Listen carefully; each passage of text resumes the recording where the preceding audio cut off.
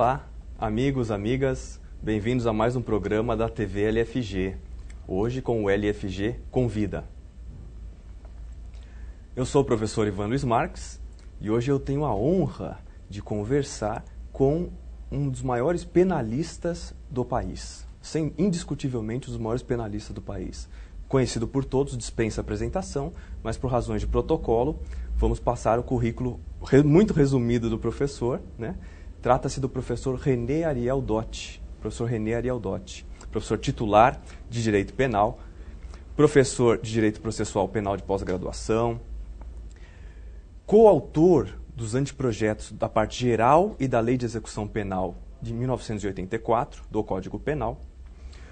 O professor René é vice-presidente honorário da Associação Internacional de Direito Penal, detentor de medalha do Mérito Legislativo da Câmara dos Deputados, entre outros títulos, parecerista, advogado criminalista. O professor realmente dispensa apresentações. Então, bem-vindo, professor, a esse bate-papo. Professor Ivan, me sinto muito honrado com o convite, muito satisfeito pela oportunidade também de contribuir, embora modestamente, para a difusão, não é, do direito através do Luiz Flávio Gomes. Que eu disse há pouco que o Luiz Flávio Gomes ele representa uma espécie de revolução copérnica, na medida em que democratizou o ensino superior em nosso país, pelo menos o que chega ao meu conhecimento, o ensino de direito, não é? E com um entusiasmo que a gente sente muito grande, permanente, é um entusiasmo que é o combustível da alma, né? O Luiz Flávio Gomes é uma pessoa extraordinária. Muito obrigado pelo convite. Imagina, nós que agradecemos o deslocamento do senhor, o seu tempo e a oportunidade em contribuir para levar informações jurídicas de alta qualidade para todas as pessoas, principalmente os que não podem se deslocar até os grandes centros urbanos, na verdade. O professor Dotti, ele lançou esse ano a terceira edição do curso de Direito Penal, parte geral, pela editora Revista dos Tribunais. E é com base nos ensinamentos de direito penal do professor que nós escolhemos um tema para falar hoje.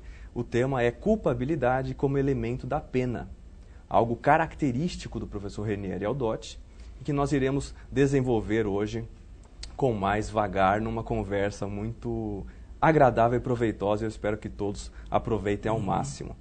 Professor, gostaria de iniciar a nossa conversa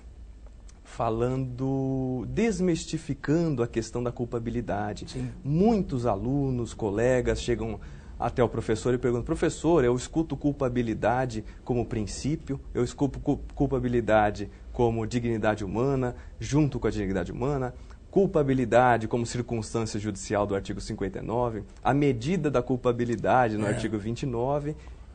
Então, eu gostaria que o senhor começasse falando da culpabilidade como elemento da pena, como princípio, de uma forma mais conceitual.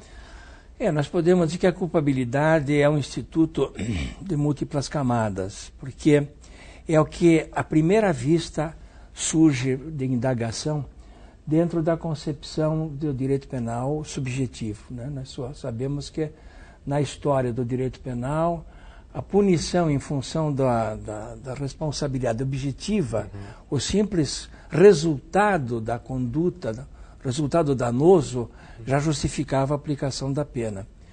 Então a culpabilidade vem, segundo uma doutrina, inclusive, de Ximenes e Assua, no seu tratado, com uma construção romana, inclusive, e que ela se desenvolveu a partir da necessidade de identificar a pessoa responsável por aquilo, não pelo seu gesto só, mas pelo seu pensamento, pela sua vontade. Então, a interiorização da pessoa humana, a pessoa vista por dentro e não por fora, só como a sua ação ou sua omissão, né? Então, esta abordagem me parece muito oportuna, antiga já, portanto, da obra clássica, não é, de Ximenes e Assua, e que sempre me sensibilizou, porque a noção comum dos elementos do crime sempre eu aprendi. Ação, tipicidade, antijuridicidade e culpabilidade. Aquilo eu comecei a me questionar até que ponto deveria manter aquela espécie de, digamos assim, O conceito analítico do delito. O conceito analítico do crime, como se fosse, digamos, 4 pontos cardeais da verdade sobre o crime e a culpa. E cheguei à conclusão de que até mesmo, do ponto de vista do tempo, a culpabilidade não pode estar dentro do crime, porque ela é um juízo de censura sobre o comportamento delituoso. Portanto, ela está fora da ação criminosa, embora, claro, a doutrina tenha se mantido coerente nesse sentido, mas, no meu entender, para preservar a dignidade humana e prevenir, inclusive, a punição pelo simples êxito, pelo simples fato. Então, é uma construção que tem uma natureza política, no melhor sentido, e que, por isso, ela assumiu, inclusive, a situação de um dogma de direito penal, como a culpabilidade, como elemento do crime. Mas a mim parece que ela é um efeito da conduta criminosa. Por que é um efeito? Porque ela é um julgamento de fora para quem praticou a ação. E até mesmo ela funciona como efeito de uma causa. Quer dizer, o crime é uma causa, o crime, pela ação ou pela omissão, é uma causa. E a culpabilidade é a reprovação daquela conduta. A reprovação não pode estar dentro do ato, está fora do ato, está posterior ao ato, portanto, não é isto? Então, abstraindo, digamos, as fórmulas técnicas do direito, eu diria, quando se examina a culpa de alguém, eu vejo o que ele fez. Para mim, a culpa, é claro, está não no ato, na pessoa que cometeu aquele ato. Não no ato em si, mas na pessoa que cometeu o ato. Essa é uma visão interessante, porque filtra-se toda a discussão técnica, né, e fazendo uma análise simples, falando a culpa está na pessoa e não no fato. Isso, né? Exato. E a culpabilidade, pegando essa linha, professor, ela realmente surgiu como uma garantia. Evidente, claro. Tínhamos o causalismo, né? O ato reflexo causava a responsabilidade da gente. Claro. Só que, naquela época, ainda tínhamos o dolo e a culpa dentro da culpabilidade. Na verdade. Exatamente. Então, por isso que ela chegou como uma garantia da existência do crime. Eu, inclusive, na minha geração de estudantes, de colegas, do início, nós tínhamos como um grande professor nosso, grande autor, o professor Aníbal Bruno, onde ele tem aquele esquema, um esquema antigo de que o dolo e a culpa faziam parte da culpabilidade, não é isso? Isso. Quando é evidente que eles compõem o tipo, não é? O tipo subjetivo do delito. Mas então essa minha cogitação vem de há muito tempo. Posso lhe dizer desde 1976, mais ou menos, que eu tenho pensado nisso e tenho escrito, e até tive a alegria de ver em edições do Código do curso de Direito Penal do professor Damasio, a adoção dessa orientação de que a culpabilidade não é um elemento do crime, mas sim um elemento da pena. Quando se fala em culpabilidade, se pensa em pena. Já é uma etapa posterior ao fato do crime. Sem dúvida. Isso fica bem evidenciado quando lemos a parte geral do Código. Quando estamos falando de tipicidade, de ilicitude, disse, exclui o crime. Exatamente. Quando falamos de culpabilidade, a letra da lei é categórica. É isento de pena. Eu acho que esta precisão, digamos, eliminaria um tipo de... que contém o Estatuto da Criança e do Adolescente, um eufemismo, quando diz a apreensão de menor. O menor que pratica ato infracional. Há como que assim um pudor de dizer que o menor pratica crime. Só que o menor não é punível.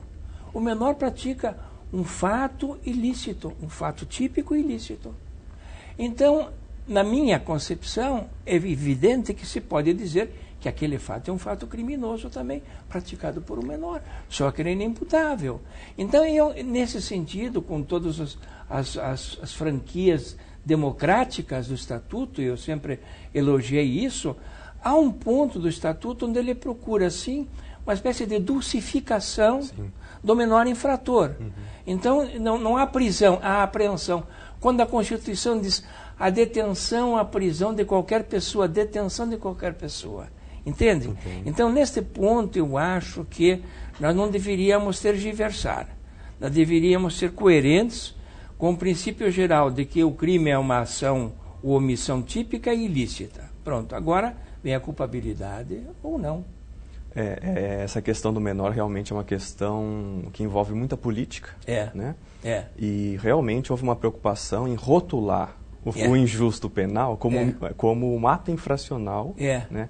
E não como crime, pela carga pejorativa da palavra, desrespeitando esse critério técnico. Eu também acho, e acho que esse critério adotado, digamos, esse eufemismo, não traz, digamos assim, uma vantagem muito grande do ponto de vista social, porque a sociedade tem a compreensão clara de que o menor que tem 15 anos, 16 anos, pratica um crime.